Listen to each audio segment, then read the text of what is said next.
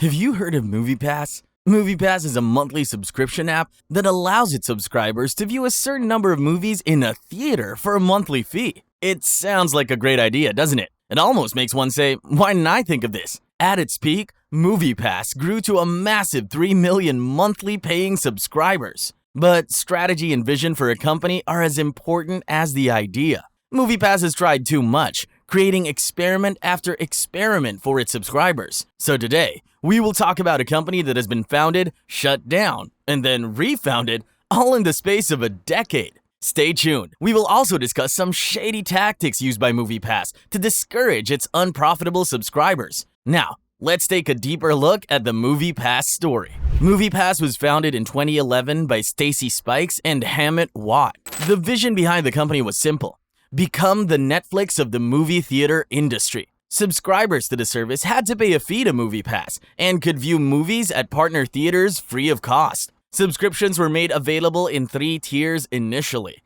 These tiers were $15, $22, and $40. For the $15 plan, one could watch 2 movies a month at any partner theater. If you opted for the $22 plan, the number of movies increased to 3. If you got the $40 plan, you could watch as many movies as you wished. In its initial launch version, the subscribers needed to print out vouchers and take them to partner theaters for redemption. To make it easier for the subscribers, a new Moviepass app was launched. A prepaid card was issued to each subscriber. This card was funded by Moviepass anytime the subscriber decided to use its services. The money in the card could be used to buy a movie ticket. This initial offering by Moviepass did not do as well as they had hoped. There were 2 reasons for this.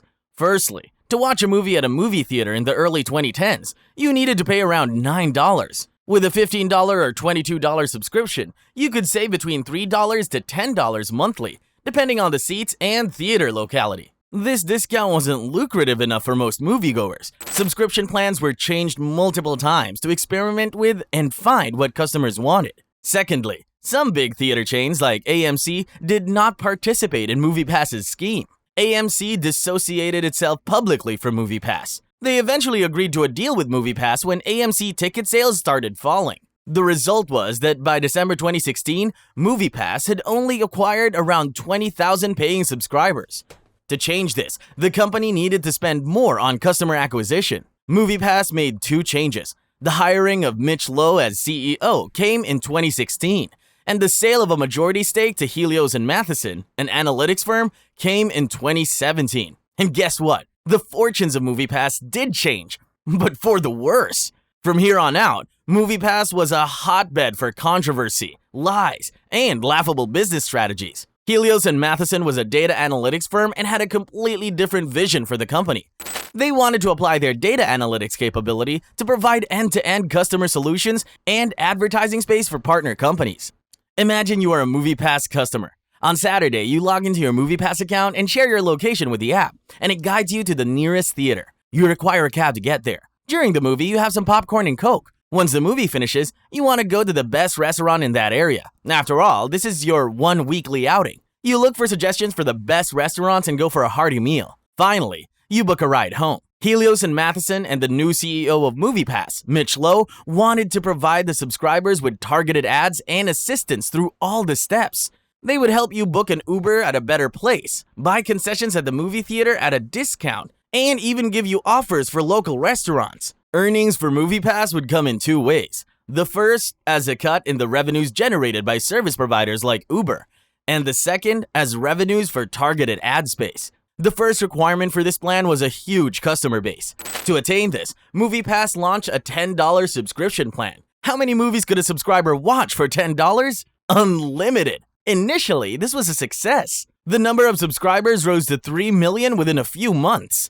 The growth was unreal because the offer was too good to be true.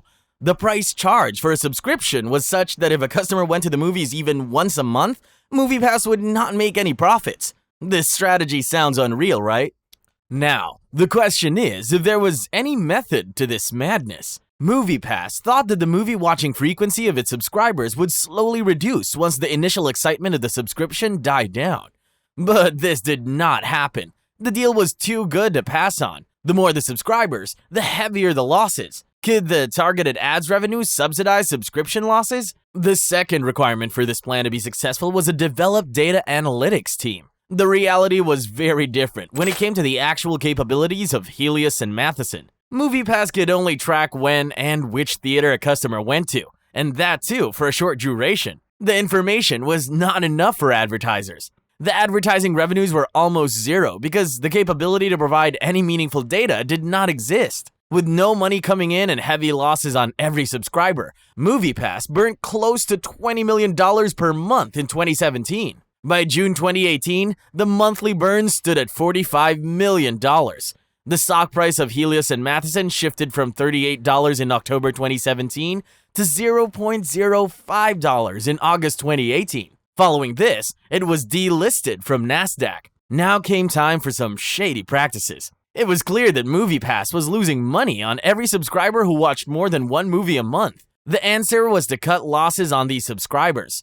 They tried tinkering with the subscription plans and their fees, even capping the number of movies a subscriber could watch. They also experimented with surge pricing. An additional fee ranging from $2 to $7 was charged for primetime shows, expensive locations, and popular movies. When this received backlash, they thought of getting creative. How, you ask? The most active Moviepass subscribers were identified, and their services were disrupted. Yes, they knowingly stopped their customers from utilizing services they had paid for. One way in which they did this was by randomly asking these users to share evidence of a ticket purchase, like a ticket stub. Even after users would share the proof, the verification process would fail or take multiple attempts to succeed. Some accounts were suspended even after verification. At one point, many accounts had their passwords deactivated without their knowledge. Creating a new password would then take several attempts, making their membership temporarily useless. This practice saved Moviepass money as the subscribers could not use its services. Another shady trick employed by Moviepass was the tripwire. Once a subscriber reached a preset initial threshold of 3 movies a month, their account would start facing issues. Booking any further movies that month would be impossible. Some popular movies with huge ticket demands were blacked out on the Moviepass app. When the affected subscribers reached out to customer service, they were slow to respond, if you got any response at all. Wants to make you pull your hair out, doesn't it? Another attempt to increase revenue was to get into the production business with Moviepass Ventures. But in true Moviepass fashion, they managed to get unethical here too. In 2018, Moviepass Ventures produced a movie called Gotti. To inflate the collections, guess who bought most of its tickets? Moviepass themselves. 40% of all Gotti ticket sales came through Moviepass. They bought tickets to their own movie. Despite this, Gotti failed with a total collection of $1.67 million only. These fraudulent practices were noticed by the FTC, and a lawsuit was brought against the executives responsible. The total subscriber base fell to 225,000 by April 2019. At this point, the subscribers were gone. The movie production business had failed, and there was no data analytics to offer to advertisers. In September 2019, Moviepass was shut down. Helios and Matheson filed for bankruptcy the following year. But wait, this isn't the end of our story. In case you have recently heard about Moviepass again, it's because in 2021, Stacy, one of the founders, was permitted to restart the brand. In 2022, a pilot was launched in a few cities with limited membership and has been well received so far. What this new chapter has in store is yet to be determined. However the story may have unfolded, the impact Moviepass had on the movie theater industry is undeniable. Today, multiple chains have their own subscription models, and that's all thanks to Moviepass. In its latest avatar, one of Moviepass's goals would be to rebuild trust with potential customers. Years of shady behavior and change of direction have been a huge setback. After all, the name has been dragged into lawsuits and tarnished in the court of public opinion. Do you think the slow and limited openings for new subscriptions are the right way to rebuild customer trust? Would you like to become a Moviepass subscriber anytime soon? Or do you think the movie theater industry is a lost cause, apart from the big releases from Marvel and movies starring Tom Cruise? Comment below and tell us. We love hearing from you. That's it for the video. Thank you so much for watching. Please don't forget to hit that like button and subscribe to our channel for more interesting content on some of your favorite companies. And hit that bell icon so that you're notified every time we drop a fresh video. See you next time.